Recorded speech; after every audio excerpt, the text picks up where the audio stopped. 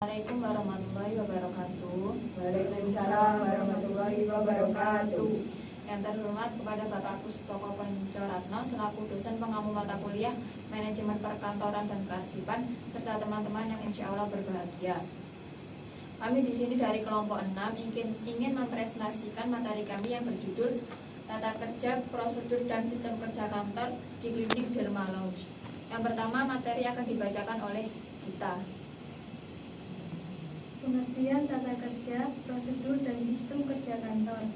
Menurut Pandi Ciptono dan Gregorius Chandra, tata kerja adalah alur kerja yang teratur, mengikuti pola dan terorganisir untuk mencapai tujuan yang disepakati. Menurut Sudarmayanti, prosedur kerja adalah rangkaian tata kerja yang berkaitan atau satu sama lain sehingga menunjukkan adanya suatu urutan tahap demi tahap tentang pelaksanaan kerja yang harus ditempuh dalam rangka menyelesaikan suatu bidang tugas.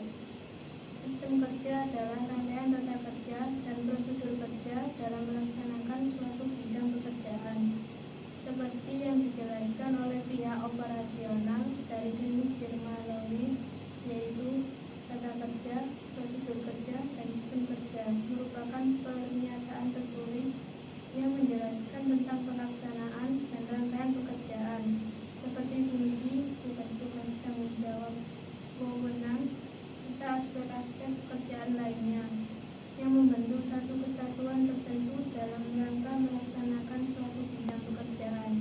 Selanjutnya akan dijelaskan oleh Mbak Husni.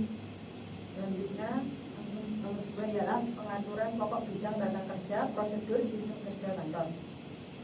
Yang pertama, setiap pimpinan wajib menerapkan prinsip koordinasi di dalam tempat kerja masing-masing. Yang kedua, setiap bawahan wajib menyampaikan laporan kepada atasan masing-masing. Yang ketiga, setiap pimpinan wajib memanfaatkan laporan. Yang terakhir, setiap laporan harus punya tembusan kepada bagian atau lembaga yang berkait. Selanjutnya, penyederhanaan sistem kerja kantor.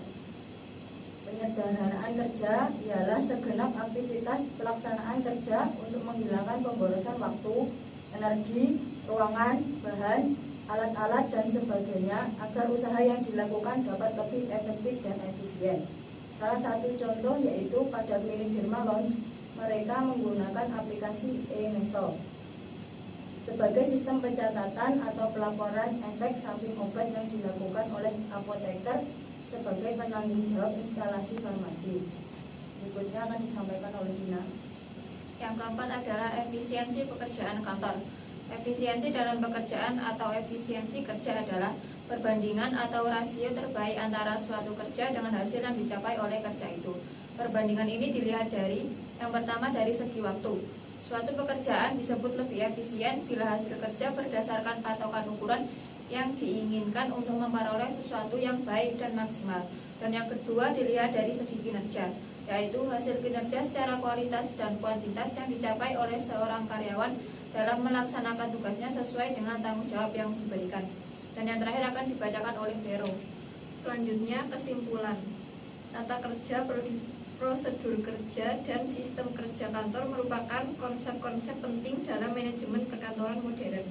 Tata kerja adalah rangkaian alur kerja yang teratur dan terorganisir. Prosedur kerja adalah tahapan-tahapan pekerjaan yang harus dilalui. Sementara sistem kerja adalah mekanisme atau prosedur yang digunakan organisasi untuk mencapai tujuan.